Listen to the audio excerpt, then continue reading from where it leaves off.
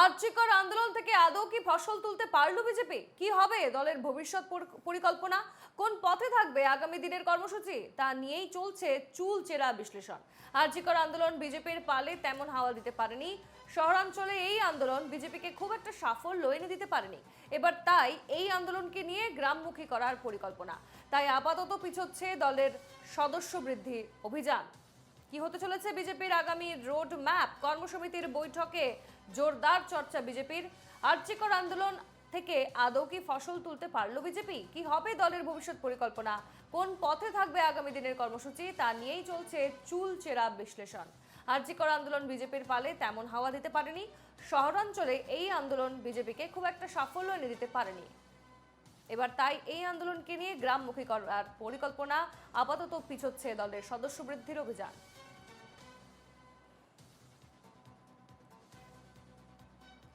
আমাদের সঙ্গে এই মুহূর্তে সরাসরি রয়েছেন প্রতিনিধি সৌরজ্যোতি বন্দ্যোপাধ্যায়। সৌরজ্যোতি, বিজেপি আপাতত পিছোচ্ছে দলের সদস্য বৃদ্ধি অভিযান এবং আর্যিকরের যে আন্দোলন তা এবার গ্রামমুখী করার পরিকল্পনা করছে তারা। আগামী রোড ম্যাপ কি হতে চলেছে, কি জানাচ্ছ?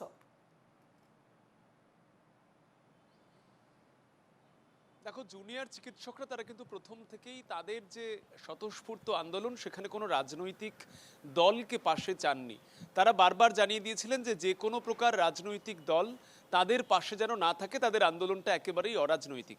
আমরা দেখেছি যে রাজ্য বিজেপির তরফ থেকে আরজি করের ঘটনার প্রতিবাদে একাধিক কর্মসূচি নেওয়া হয়েছে। সেটা একেবারে প্রথম ধাপে স্বাস্থ্য ভবন অভিযান থেকে শুরু করে আগামী দিনে একেবারে মঞ্চ বেঁধে শহরের প্রাণকেন্দ্র ধর্মতলায় সেখানে ধর্ণা মঞ্চ, বা পরবর্তী ক্ষেত্রেও তুমি দেখেছো যে গতকাল পুজোর আগে শেষ বড় কর্মসূচি হিসাবে তারা যেমনটা জানিয়েছিলেন যে হাজরা মোড়ে মুখ্যমন্ত্রী মমতা বন্দ্যোপাধ্যায়ের বাড়ির থেকে কয়েকশো মিটার দূরে তাদের প্রতিবাদ সভা, সেই সভাও হয়েছে এবং গতকালও তারা নারী সুরক্ষার পক্ষে সওয়াল করেছেন।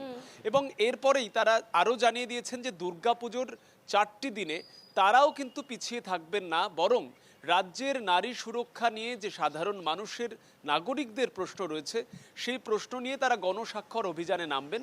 এবং পরবর্তী ক্ষেত্রে দলের শীর্ষ নেতৃত্ব, সাংসদ, বিধায়ক অর্থাৎ জনপ্রতিনিধিরা তারা পৌঁছে যাবেন রাজভবনে, সেখানে রাজ্যপালের হস্তক্ষেপ দাবি করবেন প্রায় 1 কোটি গণস্বাক্ষরিত পত্র নিয়ে। কিন্তু এর মধ্যেই যেটা প্রশ্ন, সদস্যতা অভিযান। তুমি জানো যে 2026-এর বিধানসভা নির্বাচনের আগে দলের একেবারে কেন্দ্রীয় কর্মসূচি প্রতিটি রাজ্যেই কিন্তু এই কর্মসূচি হচ্ছে।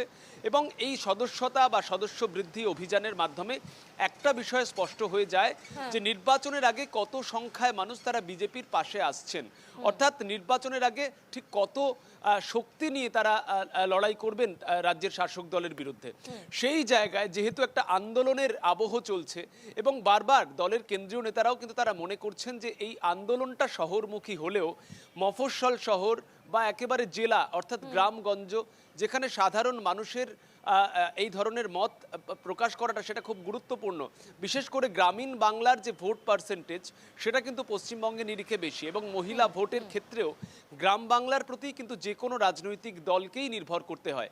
সেই জায়গায় শহরমুখী আন্দোলন হয়ে গিয়েছে যেহেতু, গ্রামগঞ্জে কিন্তু সেই আন্দোলনের রেশ পৌঁছায়নি। অর্থাৎ একটা বিষয় স্পষ্ট হয়ে যায়, আরজি করের আন্দোলন নাগরিক সমাজে দাগ কেটে গেলেও, প্রভাব বিস্তার করলেও দলের যারা নেতৃত্ব তারা কিন্তু আখের গুছাতে পারেননি, রাজনৈতিক ফসল তারা বয়ে নিয়ে যেতে পারেননি।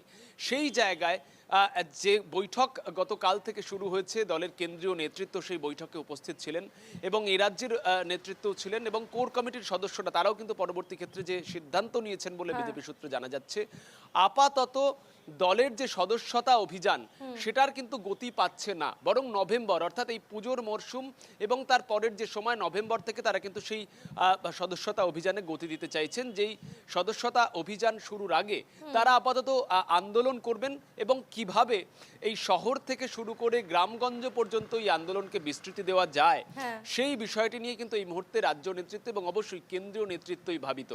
নভেম্বর থেকে কিন্তু শুরু হচ্ছে সদস্যতা অভিযান, যে অভিযান শুরু হওয়ার কথা ছিল চলতি মাসেই। স্বাভাবিকভাবেই আরজি করের এই ঘটনা এবং পরবর্তী ক্ষেত্রে প্রতিবাদ নিয়ে যে চর্চা, সেটা যে বিজেপির অন্দরেও দানা বাঁধলো এবং এখান থেকে একটা গুরুত্বপূর্ণ সিদ্ধান্ত তারা নিলেন, এটা কিন্তু একেবারে স্পষ্ট হয়ে যায়। বেশ, ধন্যবাদ সৌরজ্যোতি।